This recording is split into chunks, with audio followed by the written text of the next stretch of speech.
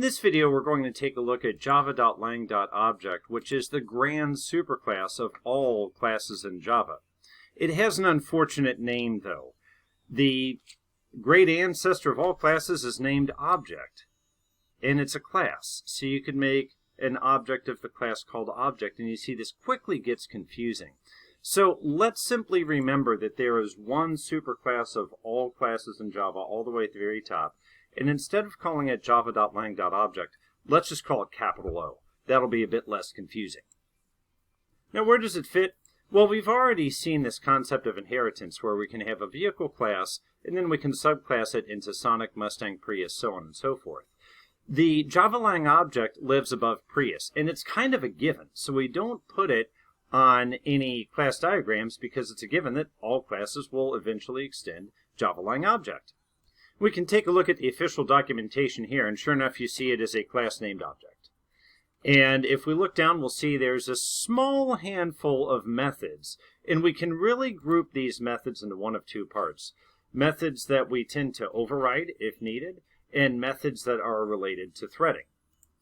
So the methods we may want to override are toString, which returns a string representation of the object. The default value for this is not very helpful. It is basically the class name and a hex value of the hash code of the class. So it's not very user-friendly. Now, how does it know the hash code? By calling the method hashCode, which generates a hash code for the object. So a hash code isn't guaranteed to be unique for every object, but it's very unique.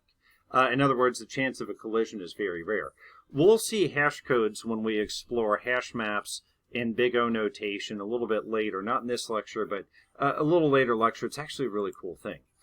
Beyond that, we have equals, which is saying, are these two objects equal?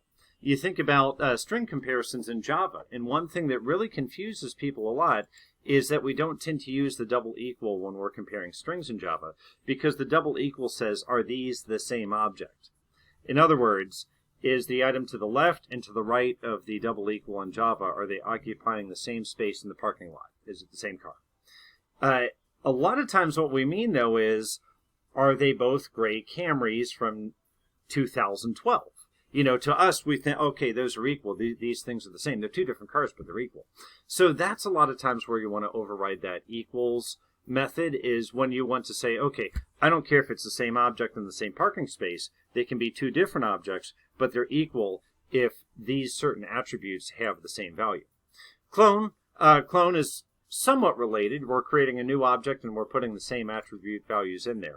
And then finalize, I'll confess this is one I've used the ones above, but not finalize. Finalize gives you a chance to clean anything up when the object is garbage collected, or in other words, when it's removed from memory. So those are the primary methods you might want to override, and we will override the toString method in just a moment.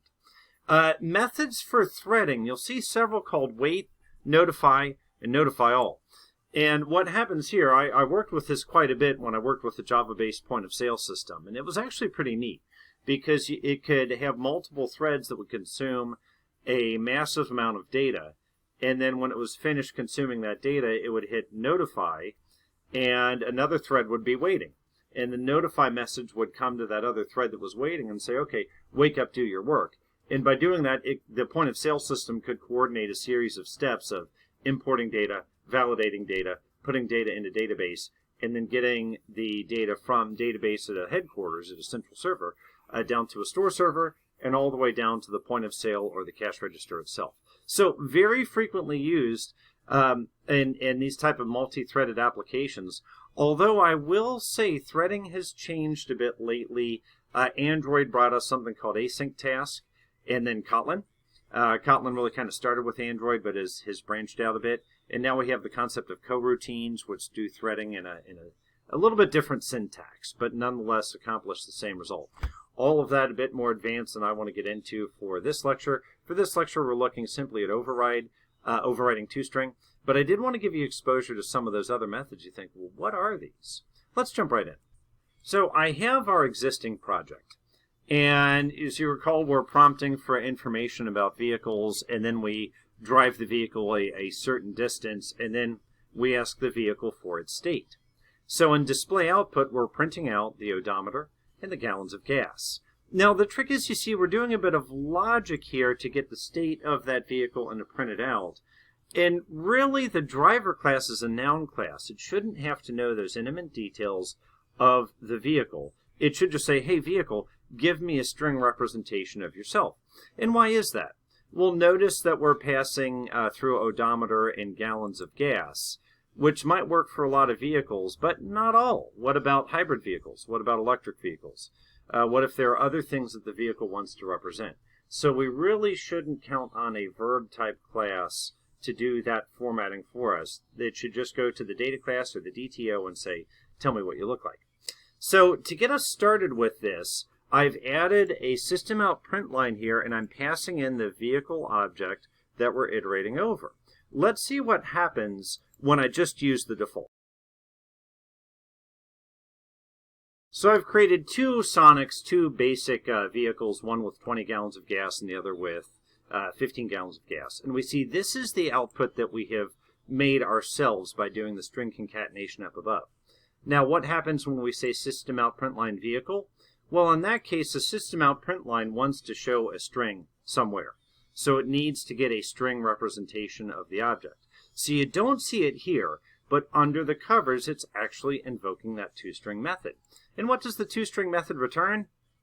Nothing really user-friendly. Here we go with the class name, and then an @ symbol, and then a hexadecimal representation of the hashcode of that object.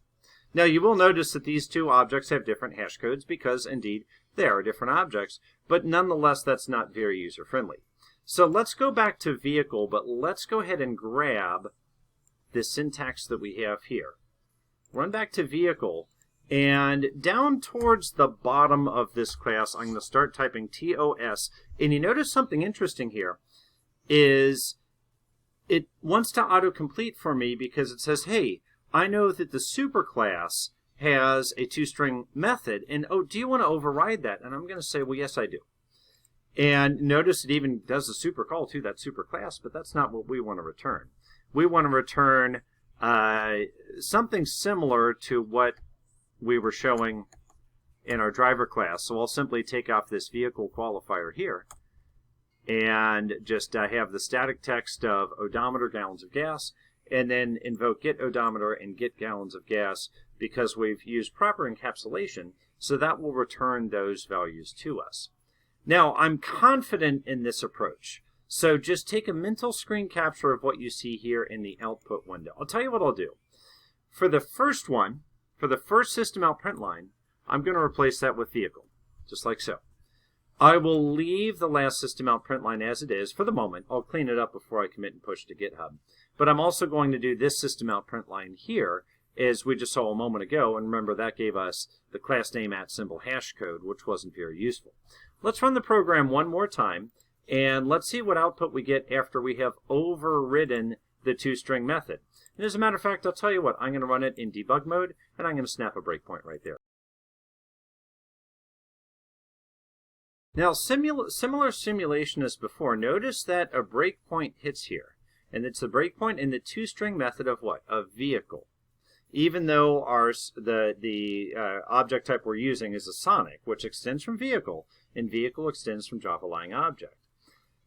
So I go ahead and step over this, and let's take a look at what actually called this. Well, guess what? It was this line up here where we were saying system out print line vehicle. If we take a look at our console, we see something a lot more user-friendly than we saw before. Odometer, gallons of gas, like so. Let's go ahead and step over. Now we have the old line where we printed everything out right here. That should not change.